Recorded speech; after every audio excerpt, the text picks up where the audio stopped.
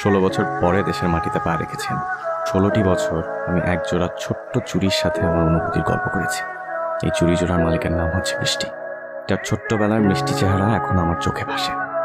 আর কিছু সময়ের পর আমার সাথে দেখা হবে বৃষ্টির। আমার কাছে খুব যত্নে রাখা চুড়ি দুটি ওর হাতে দিয়ে বলবো, আমি আবার এসেছি বৃষ্টি, আমি ফিরে এসেছি।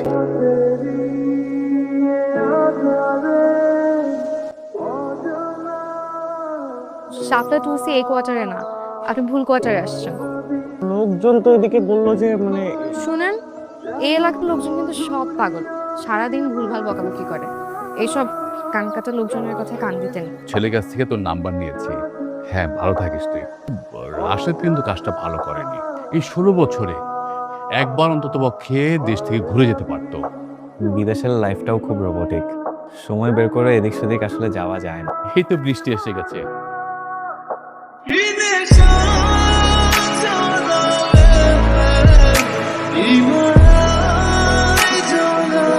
ঠিকানা খুঁজে পেতে কোনো অসুবিধা হয়নি তো? হয়েছে, তবে বেশি না। রাস্তাঘাটে দুষ্ট মেয়েদের সাথে দেখা হলে যাওয়া হয়। আমি কিন্তু দুষ্ট না, তবে খুব ভয়াবহ, যাকে বলে ঠাডা, বিশাল বজ্রপাত। তারপর কি? বৃষ্টি, বৃষ্টির কণা। বৃষ্টির কণা কিন্তু আমার খুব পছন্দ। বেদমস। ভেবেছিলাম সব উল্টা হয়ে গেল। ছোট্টবেলার সেই মিষ্টি বৃষ্টিটা এখন নিজেকে জাদ্রেল ভাবে। খুব ভয়াবহ, ঠাডা, বজ্রপাত। এই মেয়ে যদি আমার সাথে আর 2-4 বার এইভাবে কথা বলে, তাহলে আমার ভেতরে জমে থাকা প্রেম মনে হয় না আর প্রেম মনে হবে। সিআইডি দেখছিস না? সিআইডির দায়ের মতো দরজা ভেঙে ঠাস করে ভিতরে ঢুকে যাবি। ভিতরে ঢুকে গিয়ে বৃষ্টির সামনে হাঁটু গেড়ে বসবি। বসে বৃষ্টিকে বলবি, বৃষ্টি, আমি তোমাকে ভালোবাসি। আই লাভ ইউ বৃষ্টি, আই লাভ ইউ। তুই কি উল্টাপাল্টা কথা বলছিস বলতো? মানে এইভাবে কেউ কাউকে প্রপোজ করে? এইভাবে বিয়ের প্রস্তাব পাঠাইলে একবার রিজেক্ট করলে আর জীবনও হবে না।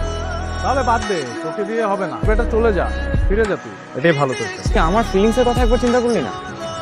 যে মানুষটাকে এতগুলো বছর ধরে আমি ভিতরে ভিতরে বড় করেছি, মনে মনে নিয়ে উড়েছি, মনে মনে নিয়ে ঘুরেছি, তাকে রেখে চলে যাবো? এটাই তোর জন্য বেটা। এগুলো আপনার জন্য। খুব সুন্দর।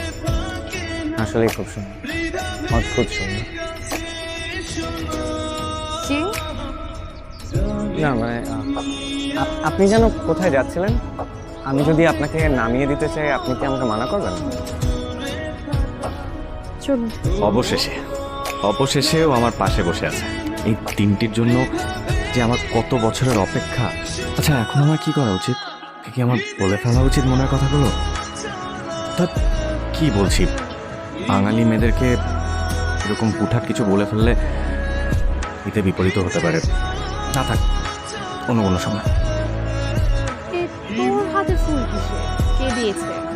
দিয়েছে একজন, আমার ছোটবেলার মানুষ, যার হাত ধরে আমি কলমে এক গলি থেকে আরেক গলি ছুটে বেড়াতাম। 16 বছর পর দেশে এসেছে, আমার পিছনে ঘুরঘুর করছে।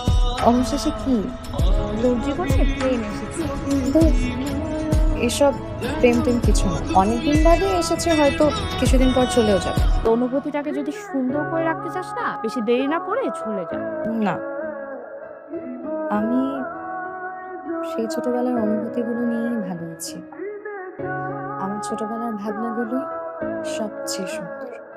ছেলেটার সাথে যেহেতু তোমার একবার দেখা হয়েই গেছে, সেই ছোটবেলার অনুভূতিগুলো না এখন আর তোমার কাছে সুন্দর শুভ্র মনে হবে না। এখন তোমার মন তোমাকে অন্য অনুভূতিতে দোলাবে। এটা এমন হয়েছে কেন? মানে কোনো কিছুই বোঝার উপায় নেই। ও আমাকে নিয়ে মনে মনে কি ভাবছে? আমি বেড়া মানুষ? আচ্ছা, এই শব্দটা এমন কেন, বেড়া মানুষ? আশ্চর্য একটা শব্দ। তাহলে কি জ্যোতির কথাই ঠিক? ওনার সাথে দেখা হবার কারণে কি আমার সেই ছোটবেলার অনুভূতিগুলো হারিয়ে যাবে? ভাবনাগুলো কি সেই আগের মতন থাকবে না? তাহলে লবিতে কি আমরা এক কাপ কফি খেতে পারি? কি সমস্যা আপনার? বলেছি তো কফি খাবো না। সরি, চলুন বাসার দিকে যাই। ওর মনে হয় আমাকে পছন্দ হয় না, বিরক্ত হচ্ছে হয়তো। তোর যদি মনে হয় বিরক্ত হচ্ছে, তাহলে সরে যা, সেটাই তো ভালো। কি বলতেছেন, চলে যাব? যেখানে থেকে কোনো লাভ নেই সেখান থেকে সরে যাওয়া ভালো না? তার মনের ভিতরে আমি নাই, তার সাথে সংসার করবো কিভাবে? এরপরে সব ঠিক হয়ে গেছে, একদম দেখি স্মুথ হয়ে গেছে সব। এভাবে হয় না দোস্ত, এভাবে স্মুথ হয় না। আমি চাই না যে ও সারা জীবন ওর মনের বিরুদ্ধে আমাকে চলতে দেবে। ছোট্টবেলা থেকে ডায়েরিটা কত যত্ন করে রেখেছে। সেদিন ছেলেটা আসলো, তুই ঠিকভাবে কথাও বললি না। তো দরকার নেই মা, 2 দিনের জন্য এসেছে, শুধু শুধু নিজের সময় দিয়ে মায়া বাড়ানোর দরকার। এমন মানুষ জীবনে কোথাও আসবে আবার চলে যাবে। তোমরা তাড়াতাড়ি আমার বিয়ে ঠিক করো, আমি সংসার করবো। তাহলে তমালের বাবার সাথেই কথা বলি। না, এই ছেলে না, ফুল ফ্যামিলি কানাডা চলে যায়। তারপর 16টা বছর সারা জীবন মনে মনে যে ছবিটা গেঁথেছিলাম, সেই ছবিটার সাথে না কোথাও কোনো কিছু মেলাতে পারছি না। সময় সবসময় আমাদের দুইটা রাস্তা দেখায়, একটা সহজ, একটা কঠিন। আর আমরা বোকার মতো ভুল করে কঠিন রাস্তাটাকে সহজ মনে করে কঠিন রাস্তায় ঢুকে পড়ি। সাথে কিছু কথা ছিল। আপনি তো এখন অনেক বড় হয়ে গেছেন, ছোট্টবেলার সেই সুযোগটাও নেই যে ইচ্ছে হলে আপনার পাশে গিয়ে বলবো। চলুন। কোথায়? একটু আগে না বললেন যে কথা বলবেন, এখন এখানে বলবেন নাকি অন্য কোথাও? জি চলুন, আসুন। পুরো ছোট্ট চুড়ি আমি নিয়ে গেছিলাম লুকিয়ে। তারপর আমার ফ্যামিলি দেশ ছাড়ে, সব কিছু মিলে আর দেশে আসা হয় না। তবে আপনার এই চুড়িগুলো নিয়ে আমি 16টি বছর আপনাকে মনে করি।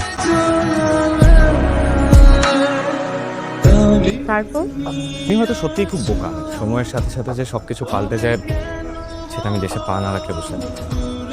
এগুলো আপনার কাছেই থাক, এগুলো দিয়ে আমার কোনো কাজ নেই। কিন্তু আমাকে পছন্দ হয়নি সেটা আমি বুঝে গেছি। পরশুদিন আমার ফ্লাইট, আপনার সাথে হয়তো আমার কখনো আর দেখা হবে না। তবে আপনি সবসময় ভালো থাকবেন, নিজের মনের কথা শুনবেন, মন যা বলে তাই করবেন।